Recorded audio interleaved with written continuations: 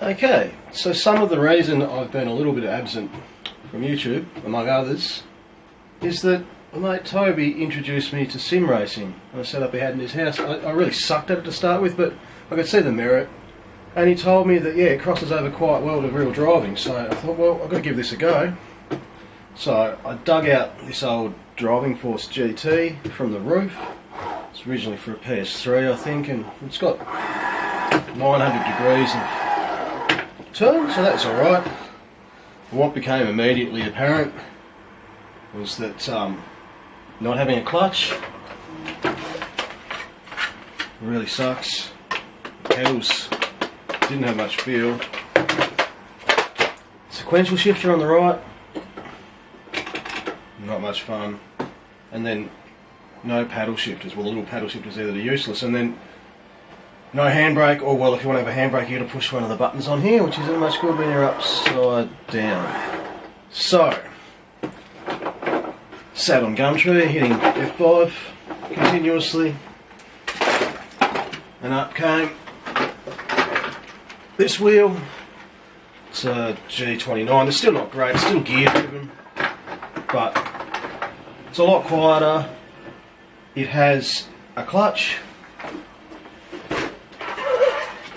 It has far stiffer pedals, and this I paid $80 for it. It didn't come with a shifter, so I bought that was $50, and it didn't come with a power supply. But I just used the one from the Xbox 360 wheel, and it seems to be just fine. But drove that for a while. I finally managed to get around like a lap without screaming, without dying, or without wanting to jump off something because I'm so useless.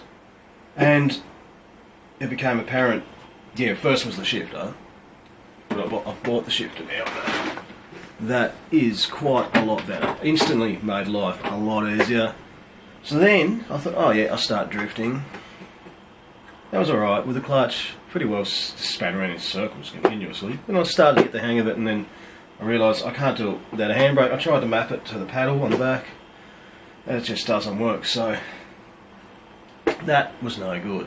Also, I found the brakes on these, they do feel like a car brake, like it sort of goes down and gets hard and then you push it on harder there, but it doesn't work like that in the game. The way it works is you have to push the brake all the way through its travel and put your whole body weight on it before it really registers, and it's measuring how far you're pushing the pedal in rather than how much force you're putting into it. So I thought, well, let's do what some other people have done. And I've got some load cells. A load cell and a little instrumentation amplifier. That will work directly inside the G29 pedals and put out a 0 to 5 volt signal. As I put weight on there, I can calibrate it with the gain knob there. I also built another one and hooked it up to an Arduino 32U4 based one that can pretend to be a USB game controller.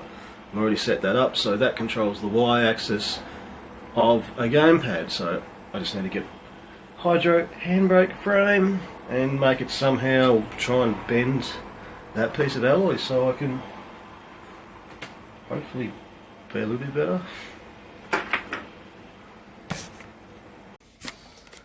Okay, so first of all, let's have a little closer look at these load cells and boards that I've done. These are just some 20 kilo load cell bars off eBay. I got them in Australia for about $8 each, and they came in a couple of days.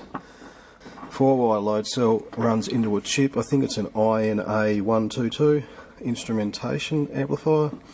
Really basic. You just power the load cell with 5 volts, grab the 2 other wires and feed them into 2 pins of this. Give it power, give it potentiometer to set the gain or the amplitude, and you get a pin that gives you 0 to rail voltage. It's really quite simple. Then with the Arduino 32U4 based Arduinos anyway, they have a library that makes them come up as a game controller. Then it's just a couple of lines of code to sample the analog input. I want to replace bypass the potentiometer in this and use the 0.5 volt output to trick it, and you're thinking the potentiometer's still there. Now what I'm going to try and do is there's a spacer behind the pedal. I'm going to try and mount the load cell straight onto the top of the pedal, like so. You can actually see under here where the previous owners obviously either struggled with frustration or the amount of force required for the brake pedal and smashed through the plastic in the bottom. Doesn't matter too much, but worth noting. You can see here the wires I have to tap into. Pretty easy, it's marked red, white and black. Red's obviously going to be power, black's going to be ground, and white's going to be signal. So I drilled a couple of holes through the pedal. The load cell there. I tried to put it up a fair bit because I don't think it's real, but I didn't put all the force down that far. Top load applying hole lines up with the top bolt of the pedal. I spaced it up with some washers so I'm not crushing the actual load cell. And so it's got some space to compress when it's pushed in. So I've just cut a bit of aluminium, given it some clearance from the actual load cell sensor bit, so it doesn't wreck it. So I'll bolt down through there, then the pedals thread back onto there, and so I had to muck around a lot with various screws because the original ones were too long and they were hitting on there, would have stopped the sensor from working. So I've removed the leads from the potentiometer. I've squished the crimps down a little bit so they'll fit onto these pins, and I'll put some heat shrink around because they'll be really close together. So to mount the PCB, I just drilled a hole through the ribbing, cable tied one of the mounting points, that'll be fine. So I've just set them up on the floor a little bit so I can set this gain potentiometer. I reckon I'm going to end up pulling them apart again and resetting that a couple of times, no doubt. I probably should have made it external, but anyway. Pedal moving, no potentiometer connected. Push up and down on the pedal, we'll see the brake moving. The pedal travels all the way to the firm point before anything starts to register, and then it's got all to do with how hard I push, not how far the pedal's actually moving, which is exactly what I wanted. So, alright, now for the handbrake. Toby gave me this. I've gone ahead and removed the latching portion from it. Actually going to mount it backwards, I hope, on the desk so it doesn't have to sort of take up so much space. Alright, so I'm proud of this. It's so dodgy, but it works so well. So I bolted the load cell through, a couple of washers so it doesn't clip. I thought, how am I going to couple this? Well, why not a big cable tie? This cable ties are rated to 55 kilos. Load cell's rated to 20. Why not? For brakes, I've just got to replace the cable tie. So I just stuck an O-ring there, so this obviously wants to flap around with the cable tie, but yeah, it's there. The actual springiness of the cable tie makes it feel like pretty decent too.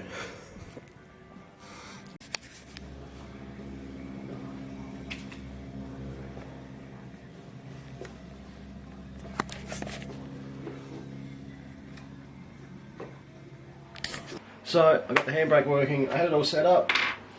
My mate Andrew came around and we thrashed it a bit.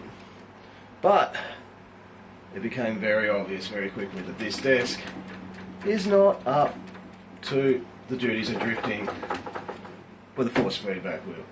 Also, my handbrake, which isn't so good there, that bit didn't fail. But what failed was my clamping mechanism. It broke. The desk didn't like the handbrake much either. Cable tie inside the couples that force sensor to the handle didn't break, surprisingly, but it's broken. So it's become pretty obvious that my dream of not having to have a sim frame taking up space in this house, they've been shattered. And I'm going to have to go and build a sim frame from scrap that I have laying around the premises.